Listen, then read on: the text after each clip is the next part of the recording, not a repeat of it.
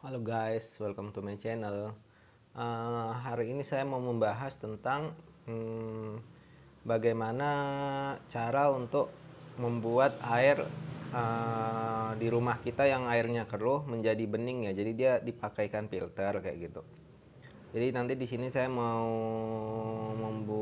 menunjukkan cara membuat air keran di rumah kita itu agar menjadi bening kayak gitu dengan kita pasang filter.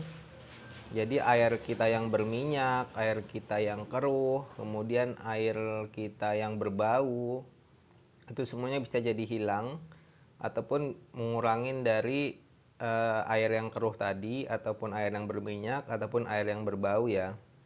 Jadi kita langsung cek aja filternya di kamar mandi ya, oke? Oke, sekarang kita udah di kamar mandi. Jadi kita akan langsung saya akan langsung menunjukkan filter yang ada di rumah saya ya.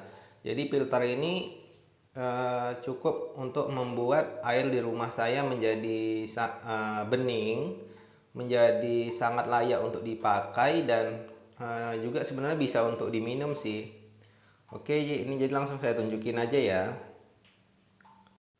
Oke, airnya seperti ini ya. Airnya menjadi seperti ini. Ini kalau tanpa filter airnya dia nggak bening seperti ini ya. Jadi airnya itu agak keruh dan juga seperti mengandung kaporit gitu ya karena air dari pam ya. Jadi airnya seperti ini. Oke, nah ini saya mau tunjukkan filternya ya. Jadi filter ini semakin banyak dia semakin bagus ya. Jadi filter ini ada fungsinya masing-masing. Kalau punya saya di sini ada 3 tipe filter. Ada filter pasir aktif, kemudian filter karbon aktif, dan yang terakhir filter sedimen kayak gitu.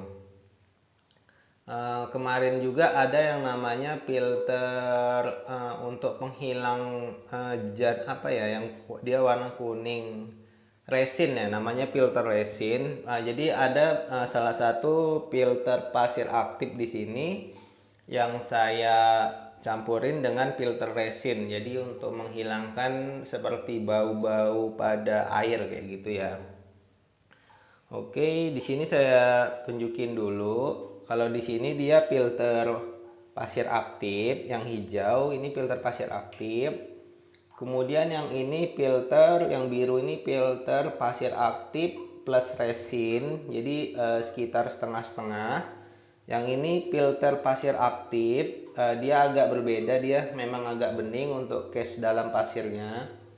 Kemudian yang ini filter sedimen, ini bisa kita lihat ya dia filternya menguning karena dia menyaring dari menyaring dari lumpur-lumpur ataupun zat-zat yang membuat air keruh itu semua tersaring melalui filter sedimen ini. Nah, dan yang kemudian di sini juga ini filter sedimen gunanya juga untuk menyaring lumpur-lumpur ataupun sumber-sumber yang membuat air itu menjadi keruh ya. Ini bisa kita lihat dia jadinya seperti ini ya. Oke, ini kita akan hidupkan. Dia seperti ini. Airnya cukup bening ya. Untuk mendapatkan air yang bening seperti ini bisa untuk semua sumber air ya. Misalkan sumber air yang dari, kalau kita di kota mungkin sumber air itu ada 2 ya, mungkin dari sumur ataupun dari pam PDAM kayak gitu ya. Jadi kalau untuk kita yang di kota, misalkan dari air PDAM agar bisa maksimal beningnya seperti ini, jadi sebaiknya kita menyiapkan tetmon dahulu. Ini juga berlaku untuk air yang dari sumur ya. Jadi maupun air dari sumur ataupun air dari PDAM, sebaiknya airnya kita naikkan dulu ke tetmon. Setelah kita naikkan ke tetmon, kita biarkan dulu mungkin selama 1 hari ataupun beberapa jam, mungkin setengah hari kayak gitu. baru nanti air dari treatment disalurkan ke bawah dan langsung melalui filter-filter ini ya. Jadi bukan langsung dari misalkan air PDAM hidup langsung kita hidupkan dan langsung mengenai filter, itu hasilnya kurang maksimal dan juga bisa membuat filter kita cepat kotor ya, karena air yang langsung dari sumur ataupun air dari PDAM itu dianya banyak mengandung kaporit, lumpur dan sebagainya, jadi bisa membuat filter kita cepat kotor dan lumayan mengeluarkan banyak biaya kita ya kalau misalkan, karena terutama filter sedimen di sini dua ini kalau dia sudah bumpet kita wajib ganti ya. Filternya satunya sekitar 8 ribuan. Filter pasir aktif ini dia mahal sekitar 40 ribuan ya. Jadi kalau satu case ini sekitar 60 ribu ya. 60 ribu, 60 ribu, 60 ribu, yang hitam ini 8 ribu dan 8 ribu ya. Perkiraan harganya seperti itu ya untuk semua filter di sini.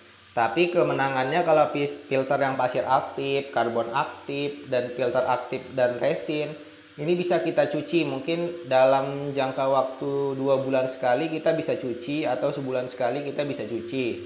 Tapi kalau untuk filter sedimen seperti ini nggak bisa kita cuci, jadi dia sekali pakai. Jadi kalau sudah tersumbat ya kita harus ganti kayak gitu ya.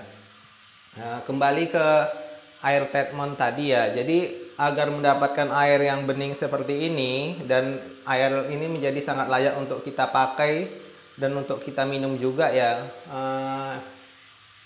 Jadi air itu kita naikkan dulu ke treatment, kita endapkan dulu mungkin sehari atau setengah hari, baru kita alirkan ke filter ini agar hasilnya menjadi maksimal. Jadi jangan dilangsungkan. Kalau kita misalkan air PDAM hidup, kita langsungkan kita langsung hidupkannya melewatin filter ini, nanti hasilnya tidak maksimal. Dan juga kalau kita air dari sumur kita sedot dengan menggunakan mesin, itu sebaiknya juga kita naikkan ke treatment dulu, kita diamkan dulu mungkin setengah hari setelah kita sedot ke treatment dengan mesin. Jadi agar air itu mengendap dulu, dan kalau ada debu-debu, lumpur-lumpur pada sumur itu ataupun zat-zat yang lain, dianya dapat mengendap dulu pada treatment kita. Jadi tidak langsung mengenai filter ini ya. Oke, filter ini semakin banyak semakin bagus ya.